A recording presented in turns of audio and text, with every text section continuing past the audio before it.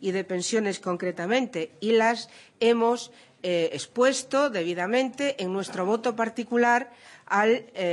informe del Pacto de Toledo, que no vamos a volver a plantear aquí porque en su momento y además muy recientemente han sido defendidos y que, por supuesto, nos basaremos en ellos para presentar las enmiendas correspondientes al proyecto de ley en su correspondiente tramitación. Pero también es verdad que nuestras reformas estaban orientadas o están orientadas, nuestra propuesta de reforma, en posiciones que en nada recortarían esas cuantías en las pensiones a nuestros futuros pensionistas, porque efectivamente se basa incluso en reforzar el sistema, mejor dicho, el sistema contributivo y el sistema de financiación de las pensiones públicas, donde se contemplan también cuestiones de mejora contributiva en relación con los salarios y, por lo tanto, en la subida de las bases de cotización y también de los presupuestos generales del Estado. Quiero decir con esto que no somos contrarios a las reformas en el sistema que garanticen la sostenibilidad del mismo en el futuro. Lo que somos contrarios a que lo que se haga sean unos recortes de los derechos que actualmente tenemos y, sobre todo, unos recortes de unas pensiones que ya no son lo suficientemente dignas en muchos casos para muchos y muchas pensionistas. Lo hemos recordado en alguna otra ocasión. El 77% de los pensionistas del Estado español son mileuristas o malamente llegan a los mileuristas, ¿no? Estamos muy por detrás, y esto es importante matizarlo, porque de nuevo la señora vicepresidenta echó mano de las reformas hechas por otros estados como Alemania o Francia. Pero bueno, también hay que tener en cuenta que en la Unión Europea de los 15 están por delante del Estado español en el gasto en pensiones, con diferencias como mientras que en el Estado español estamos en un 9% del PIB, la media de la Unión Europea está en el 12% y que además las pensiones del Estado español están en el 70% de la Unión Europea de los 15. Por lo tanto, hacer comparaciones con estados que ya su nivel de pensiones está mejor o está en mejores condiciones que el español no nos parece oportuno, además del otro matiz, que no es baladí, que es el matiz político de los gobiernos de esos estados. Son gobiernos de derechas, gobiernos conservadores, por lo tanto, gobiernos que les corresponde hacer las políticas neoliberales que justamente está haciendo en el Estado español el gobierno que se define como socialdemócrata. Y cuando hablábamos de los recortes que ustedes no han, los recortes en las cuantías de las pensiones y en lo que realmente significa, lo hacíamos porque efectivamente cuando hay una modificación en la jubilación anticipada a los 63 años, que antes no era voluntaria y ahora pasa a ser un derecho voluntario con el coeficiente reductor correspondiente, bueno, pero ahora se mantiene un coeficiente de un 7,5 y antes existía la posibilidad de diferencias de ese coeficiente de acuerdo a los años de cotización que se tenía. No sé si en el trámite parlamentario esto se podrá o no mejorar en relación con lo que están en los acuerdos, pero desde luego no parece que sea razonable que mientras se reconoce como una vida laboral completa para la pensión a los 65 años, 38 años y medio, no se le reconozca ningún beneficio a vidas laborales de 40 o 45 años, independientemente de los años que se tengan. Sabemos perfectamente que la no consideración no es porque no sea de justicia, sino porque, evidentemente, si se considera, no se avanzaría en el ahorro que el Estado quiere hacer o el Gobierno quiere que haga el Estado. Y esa es una de las cuestiones que a nosotros nos preocupa. Otra de las cuestiones, señorías, es que más allá de lo que más resuena en este debate de tantos meses de los recortes de las pensiones y que se centra fundamentalmente en la prolongación de la vida laboral de los 65 a los 67 años y más allá de la flexibilidad que en estos acuerdos se haya alcanzado, nosotros siempre valoramos como una de las cosas más negativas que se pudieran introducir a cualquier reforma de nuestro sistema de pensiones era la ampliación de los años para el cálculo de la pensión. Y lo decimos, señorías, porque ya no es lo que digan los expertos que, no compartiendo las propuestas de estas reformas, o los sindicatos no conformes con estos acuerdos puedan plantear, o nuestro grupo político, el Bloque Nacionalista Galego, sino el propio Gobierno. El propio Gobierno reconoce que la ampliación de 15 a 20 años representaría el 3% de minoración de la cuantía de la pensión y, por lo tanto, de 20 a 25 estaríamos hablando de un 6. Estoy hablando de lo que el Gobierno, aunque no lo haya dicho en las exposiciones públicas, sí reconoce en esta comisión, en más de una ocasión, que eso es así. Nuestros cálculos van más allá y están en un 5%, pero independientemente de que nuestros cálculos estén equivocados o no, lo que sí es cierto es que en pensiones de 800 euros un 3% es muy importante. Y, por supuesto, en el futuro también lo va a ser. No voy a entrar a analizar pormenorizadamente los acuerdos, primero porque vamos a tener tiempo en la tramitación de la ley, a través de las enmiendas que presentemos, etcétera, pero sí me parecía importante traer a colación estas cuestiones porque dejan en evidencia que estas reformas son recortes de las pensiones, recortes en derechos y recortes en la cuantía de las mismas. Y hay otra cuestión que también nos parece importante reflexionar sobre ella en esta comparecencia, porque ustedes lo han además expuesto también como una forma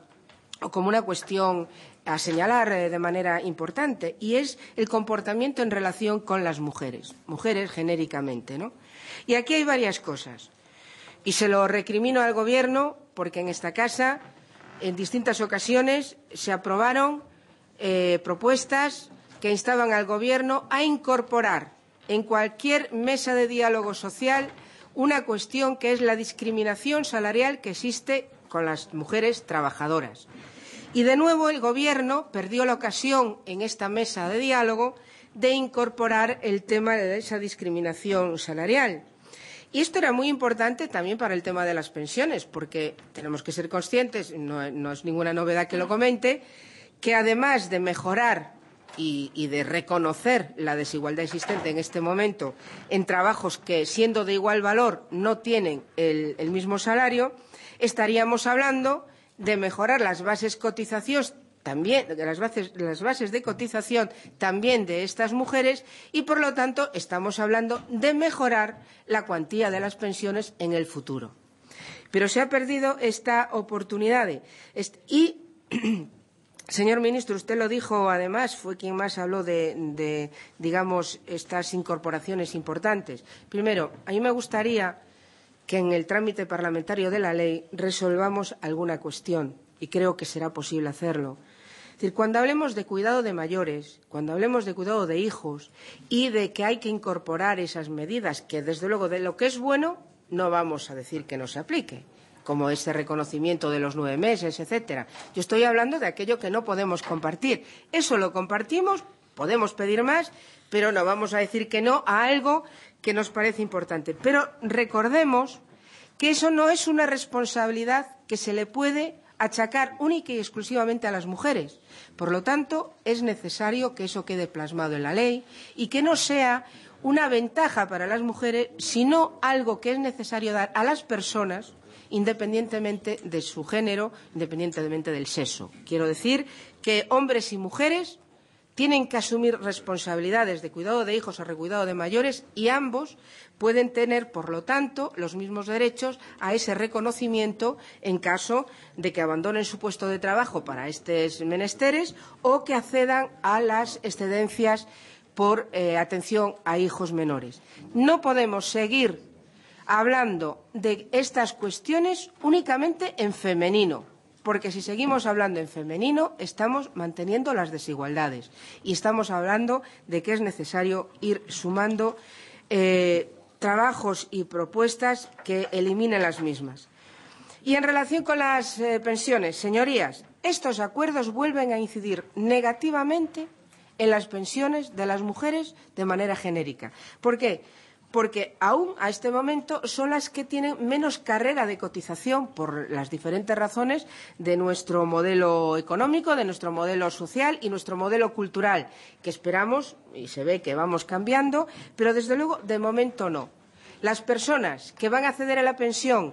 con menos de 20 años o en ese tiempo son mujeres. Y ya las pensiones de las mujeres en este momento son las más precarias, entre otras razones, porque las reformas del año 95 incidieron en lo mismo. Cuando se amplían también los años de cálculo, inciden en lo mismo. Por lo tanto, hay esos dos aspectos importantes que el Gobierno resalta de estos acuerdos, que, bueno, son dos aspectos que mejoran lo que hay, pero no olviden, y es necesario que no olvidemos, esos otros aspectos que, comparados, son muchísimo más graves lo que se pierde en relación con los derechos y la cuantía de las pensiones de las mujeres que lo que se les reconoce como primeras cuestiones en estas reformas. Y, señorías, hay una cuestión que a nosotros nos gustaría plantear como final de las reflexiones al hilo de esta comparecencia, porque ya hemos hablado mucho en esta comisión y a propósito de los votos particulares que presentamos, pero en la medida que para nosotros no nos convence para nada,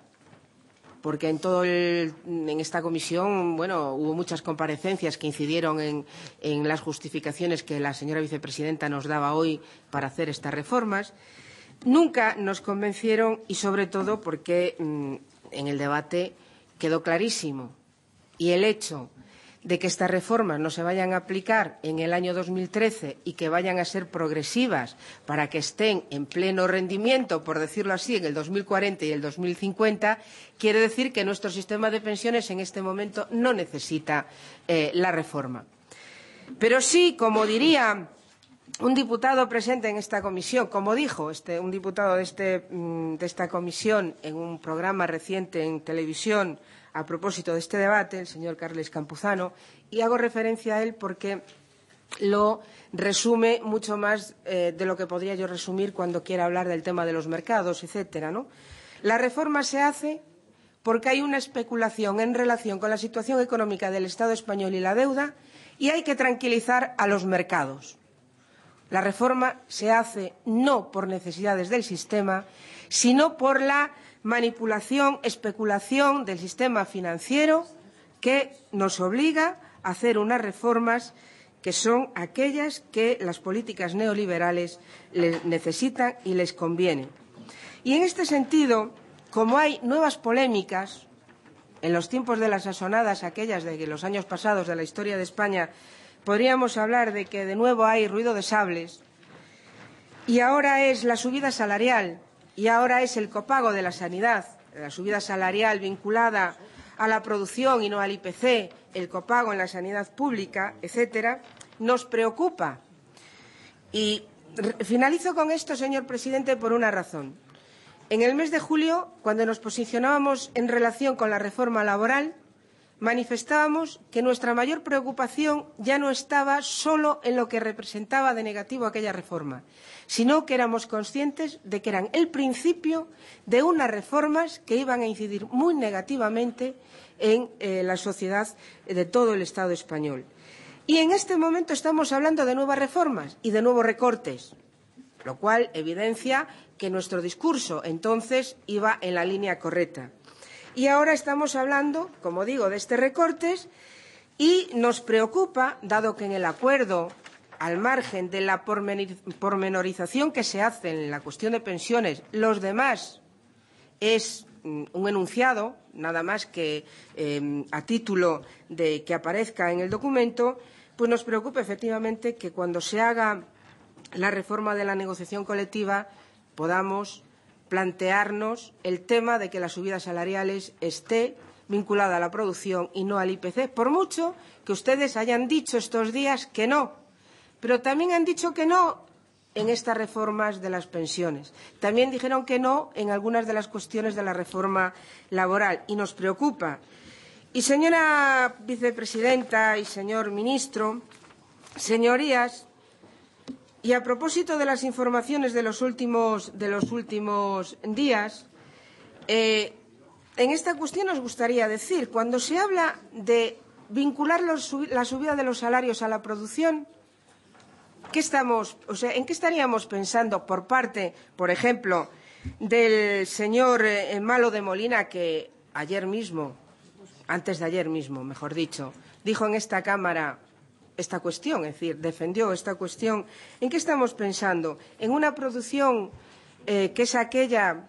que queda después de las retribuciones que se le pagan a los ejecutivos de las entidades financieras o de las empresas que... 6:30 de la tarde continúa en la Comisión de Seguimiento del Pacto de Toledo esa comparecencia de la vicepresidenta económica y del ministro de Trabajo. En este momento están viendo intervenir a la portavoz del BNG Grupo Mixto, Olaya Fernández. Estamos muy pendientes de este asunto, pero ya saben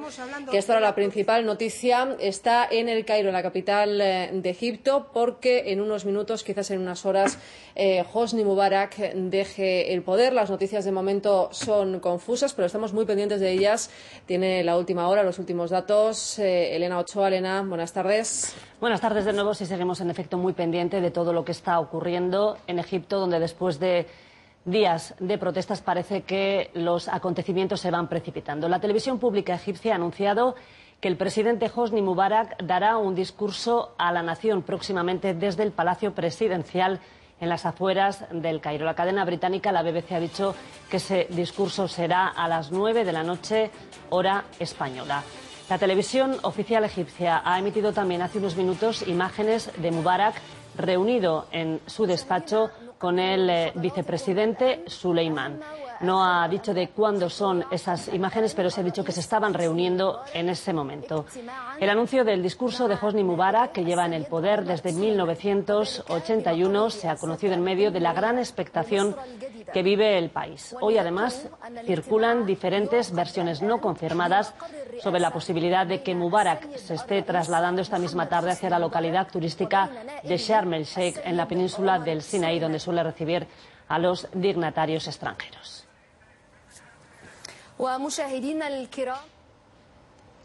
Después de 17 días de protestas y manifestaciones, todo indica, se lo estamos diciendo, que Egipto está viviendo horas decisivas.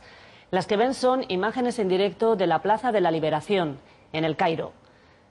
La BBC, que ha citado al secretario general del partido gobernante, ha dicho que Mubarak daría el relevo al vicepresidente Omar Suleiman.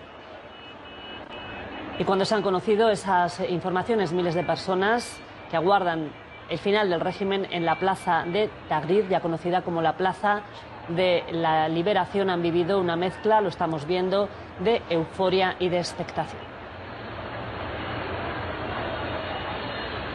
Son imágenes, como les decimos, en directo. Pueden escuchar ustedes el ambiente, pueden escuchar el bullicio en esa plaza que se mueve, decimos, entre la expectación y la euforia por las noticias que se van sucediendo a lo largo de esta tarde. El primer ministro egipcio, Ahmed Shafik, ha dicho que todo está en manos del presidente Hosni Mubarak. Lo ha anunciado después de que el Consejo Supremo de las Fuerzas Armadas anunciara su apoyo a las peticiones de los ciudadanos. En su comunicado número 1, el Consejo Supremo de las Fuerzas Armadas, además de considerar legítimas estas demandas del pueblo, ha dicho que están estudiando las medidas necesarias